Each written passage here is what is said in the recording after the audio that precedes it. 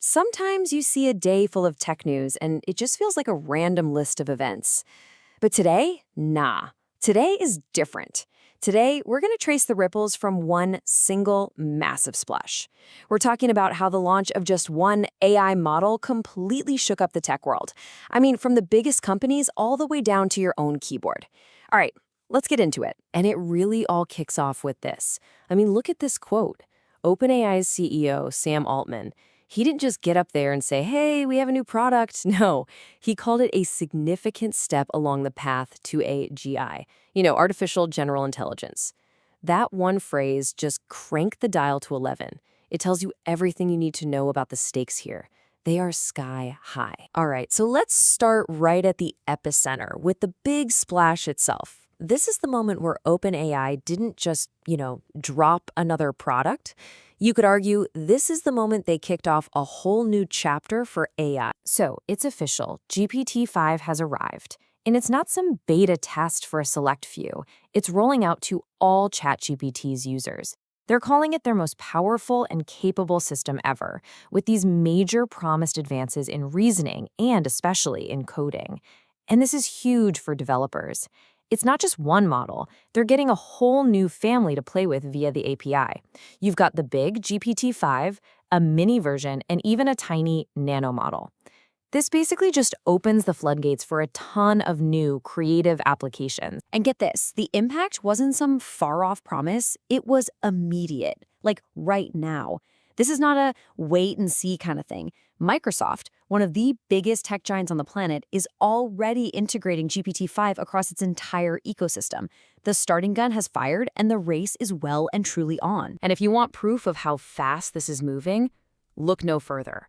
For all you developers out there, you might already be using this thing and not even realize it yet. It's now baked into all the paid plans for GitHub Copilot. It's the engine behind the new Smart Mode in Microsoft Copilot, and it's a major feature in the latest update to Visual Studio Code. We're talking millions of developers right now, today, getting their hands on GPT-5. Okay, so when you make a splash that big, you're going to create some serious waves. And that brings us to the first major ripple effect. The entire tech ecosystem is suddenly in motion. Companies are being forced to make these huge strategic shifts and some pretty tough calls. What's fascinating here is the two-sided story this tells. It's a real divide. On one side, you've got a giant like Tesla. They're actually shutting down their super ambitious in-house Dojo supercomputer project. They've decided it's just easier or better to buy chips from someone like NVIDIA. But then, on the other side of the coin, you have the startups. The smaller AI coding companies, they're feeling a massive squeeze. They're getting crushed by these insane compute costs and paper-thin margins. It's a tough world out there for the little guys. So what's the big takeaway here? It's that the AI arms race, it isn't just about who can build the smartest model.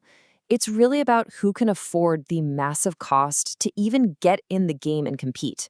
You need deep, deep pockets. What we're seeing is basically economic natural selection playing out right before our eyes. But these ripples, they don't just stop in the boardroom or on a balance sheet. Oh no. This new level of power, it creates new problems.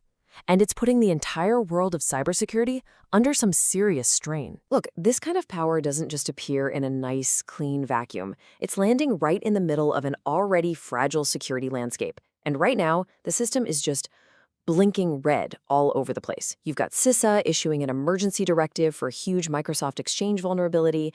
A critical flaw was just found in a super popular Docker image. There are huge phishing campaigns tricking people with fake Firefox extensions. And just to be clear, GPT-5 didn't cause all these things, and this is the key part, its advanced abilities could make exploiting these kinds of weaknesses so much easier, and on a scale that is frankly terrifying. The whole system is on high alert. And to give you a sense of the scale, just for that one Docker image flaw, look at this number, 437,000. That's how many times that vulnerable image was downloaded.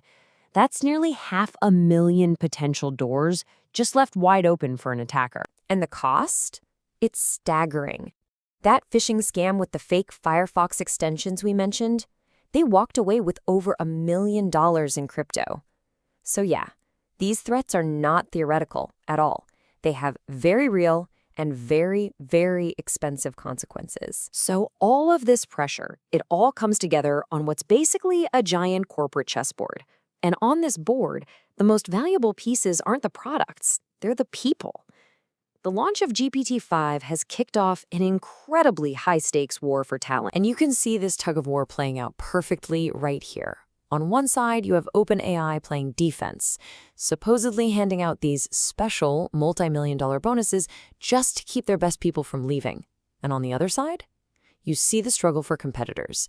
Elon Musk's AI startup, xAI, just had its legal chief step down after barely a year. It's a crystal clear sign of just how intense the pressure is to find and keep top talent right now. And of course, the rest of the world doesn't just hit pause because of one AI launch. While these giants are battling it out, the whole tech landscape is still moving. You've got a fintech firm like Brex expanding into Europe. Amazon is pushing its own AI service, Bedrock, into new places like Melbourne. Even the government is getting involved. The FCC is reviewing emergency alert systems, and there's an executive order looking into alleged discrimination by banks. It just paints this picture of a really complex, really fast-moving world that this new AI has to exist in. Okay, so we've seen all these massive ripples spreading out. The big question, though, is what does this all mean for you? The actual user. When you sit down at your computer, what's actually different now? Well, for most of us, the experience is about to get a whole lot smarter and, frankly, a lot smoother. First up, you don't have to worry about picking the right model anymore. The system just automatically routes your request to the best one for the job. Super simple. If you're a pro user, you can now hook up your Google Drive and Calendar.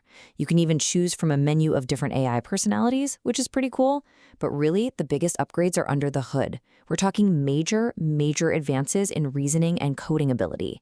And it's all wrapped up in a much more intuitive interface. So, with all these new powers and skills, you kind of have to ask the question, right?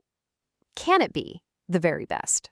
Well, it seems OpenAI is trying to answer that in maybe the most fun way imaginable. They are literally live streaming GPT-5 playing Pokemon on Twitch. And no, this isn't just a silly gimmick. It's actually a brilliant live demo of the model's new skills. We're seeing it reason, plan ahead, and interact with a really complex system all in real time. It's one thing for them to say it has better reasoning, right? But it's something else entirely to actually watch it strategize a Pokemon battle. And to help everyone get the most out of this, OpenAI has also put out new, detailed prompting guides. So the message here is pretty clear. We've built a much more powerful tool, and here's the instruction manual to help you become a master at using it. And that really brings us full circle. We've seen the initial splash, the huge strategic shifts, the new strains on security, and of course, these incredible new capabilities. So after watching how one single launch can send all these ripples across the entire tech world, it kind of leaves us with one big question to chew on. With AI advancing this fast, are we actually building a smarter future? Or are we just building a more complex one?